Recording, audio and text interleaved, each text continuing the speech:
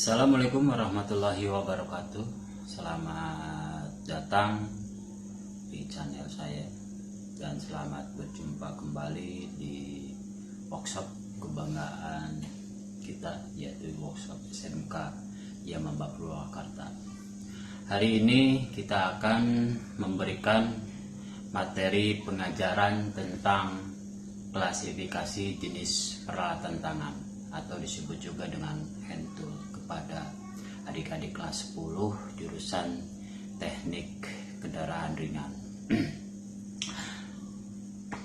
Setiap pekerjaan yang dilakukan di bengkel pasti memerlukan peralatan yang digunakan untuk mempercepat dan mempermudah pekerjaan tersebut. Contohnya pada saat kita akan melakukan pekerjaan membuka pasang baut roda mobil, tentu saja kita tidak bisa menggunakan dengan tangan kosong. Tentunya kita memerlukan sebuah alat yang bisa membantu pekerjaan kita secara cepat dan benar. Penggunaannya hanya untuk peralatan tangan, yaitu dengan menggunakan kunci sok roda. Kunci sok roda adalah alat khusus yang merupakan peralatan tangan yang digunakan hanya untuk pemasangan dan pembongkaran roda baut ban saja pada mobil kendaraan. Khusus untuk membuka pasang baut roda ban mobil, caranya hanya dengan menggunakan tangan secara manual, dan itu biasanya dilakukan di bengkel-bengkel. Adapun di bengkel-bengkel yang cukup besar, biasanya dia menggunakan alat bantu mekanik atau impact tool. Pada hari ini saya akan menampilkan atau mencuplikan jenis-jenis peralatan baik secara fungsi maupun cara penggunaan. Yang pertama adalah kunci sok untuk membuka roda ban. Di sini kunci sok ini dia heksagonal dalamnya. Dia ini khusus untuk membuka baut roda ban mobil. Dan kedua yaitu kunci pas ring. Kunci pas ring ini terdiri dari disebut juga kunci kombinasi, karena di sini ada yang namanya kunci pas dan ring. Disebut kunci kombinasi. Kunci kombinasi ini ada ukuran-ukuran yang kita ketahui. Ukurannya tergantung kebutuhan kita untuk memakainya. Di sini di sebelah kiri dan kanan ada nomor ukuran. Ukuran itu ada yang menggunakan ukuran metrik dan ada yang menggunakan ukuran inci dalam satu alat peralatan. Kegunaannya ini untuk membuka baut dengan momen yang tidak terlalu kuat, menengah, untuk membuka baut dengan momen menengah, kekuatan menengah. Dan untuk kunci ring untuk kekuatan yang agak kuat. Sedangkan untuk yang lebih strong, lebih kuat lagi, biasanya menggunakan kunci sok heksagon. Kunci sok heksagon yang kekuatannya full, dimana dia cukup kencang, dan ini dapat dibuka dengan kunci sok ya.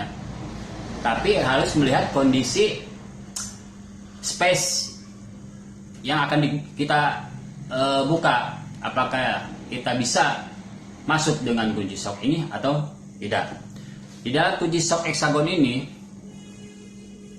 biasanya dia mempunyai satu set kunci sok. Satu set kunci sok ini biasanya terdiri dari kunci yang mempunyai bar. Ada bar yang disebut ini adalah sliding bar.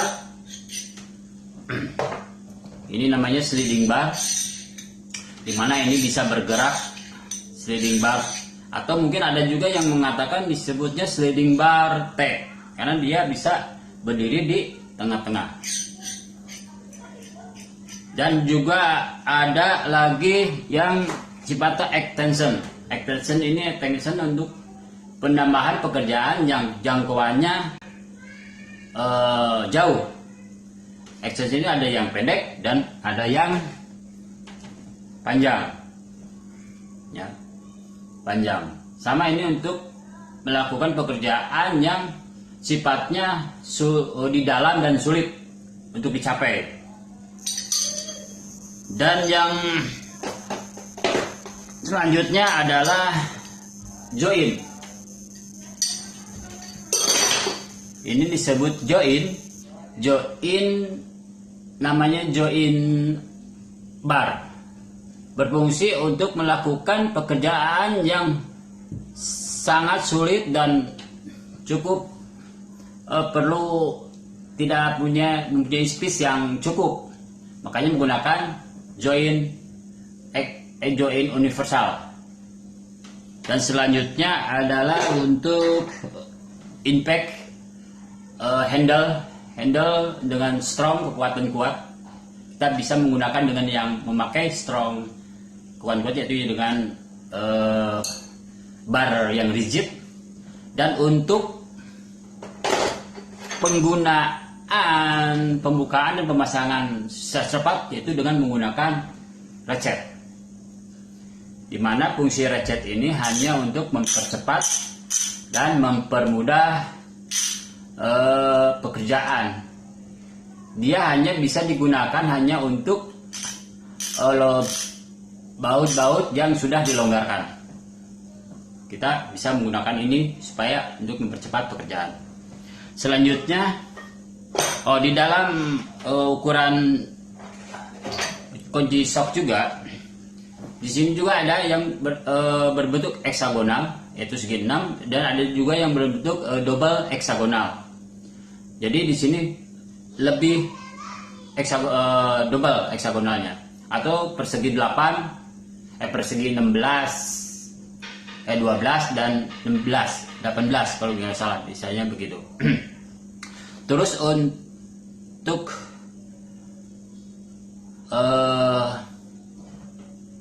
selanjutnya, yaitu untuk ukurannya tertera di sini.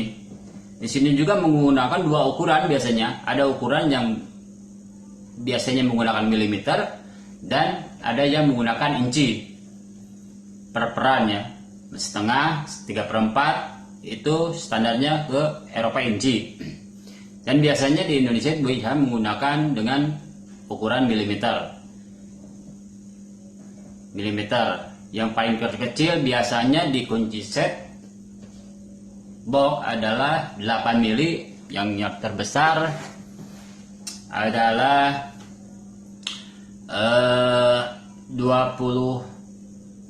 32. Ada yang 32. Itu tergantung dari toolbox yang kita beli, apakah dia lebih komplit atau hanya sebatas sampai ke nomor ukuran 34. Ya. Selanjutnya adalah kunci Inggris atau adjustable.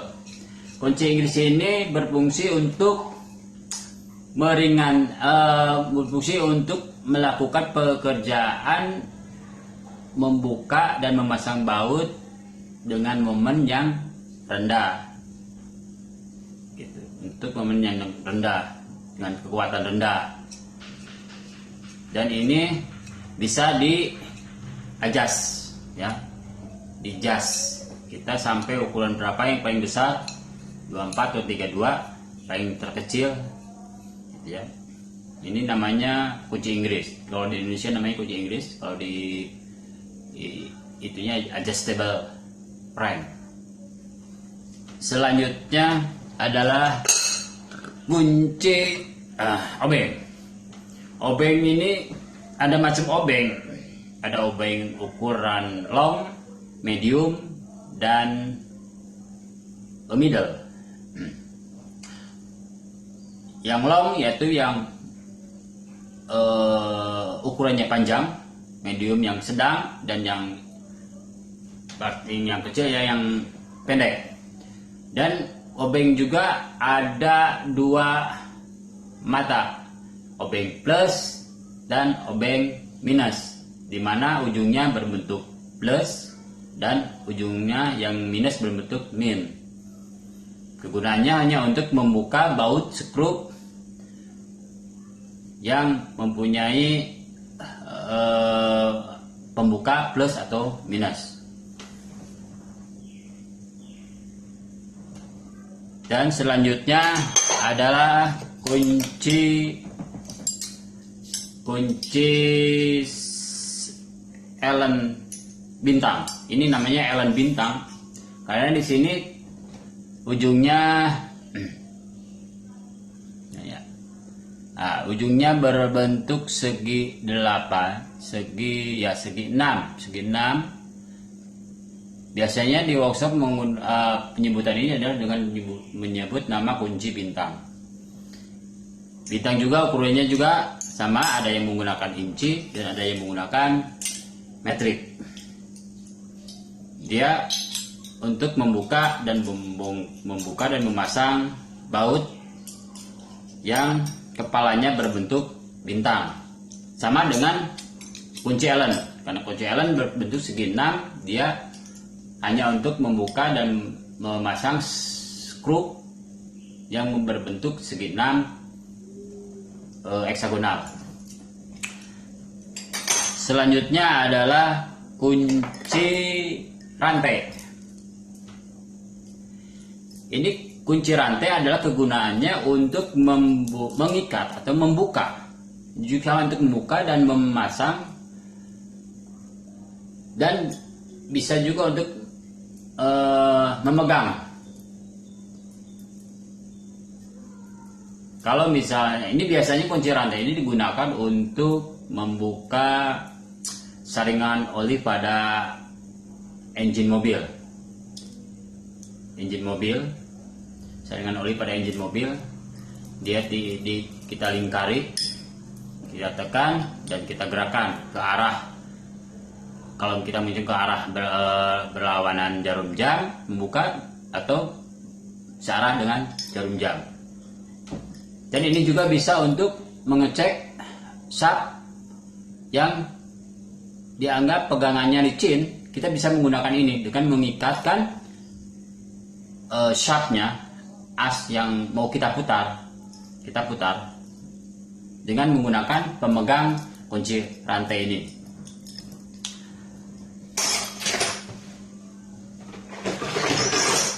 Dan yang selanjutnya adalah kunci tang spring. Kunci tang spring digunakan untuk memasang snap ring. Dia berbentuk berbentuk taring ular. Ya. Ini untuk pemasangan spring pada komponen-komponen mesin.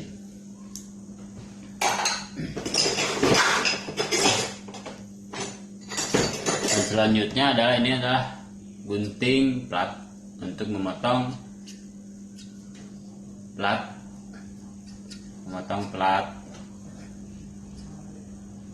besi dengan ketebalan biasanya paling tinggi 1 mili. Karena menggunakan tangan, dia 1 mili ke bawah, atau 0,5-0,2 bisa menggunakan gunting plat. Anda untuk pemotongan di atas 1 mili ke atas biasanya menggunakan gunting yang bersifatnya semi otomatis atau gunting besar. Karena ini kita metodenya penggunaan tangan biasanya menggunakan gunting yang sederhana untuk memotong pelat-pelat besi yang tipis.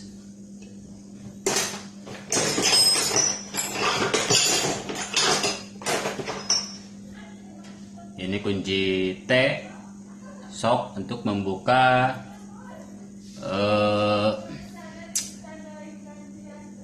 baut pada leher motor.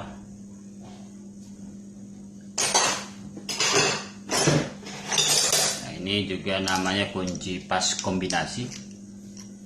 Ini kunci pas kombinasi, dia mempunyai cakupan dari 13 sampai 19. Dia bisa menggunakan, tapi ini tidak direkomendasikan karena ini bisa merusak kepala baut. Ini hanya sebatas untuk pengencangan yang bersifatnya darurat dan hanya sekali.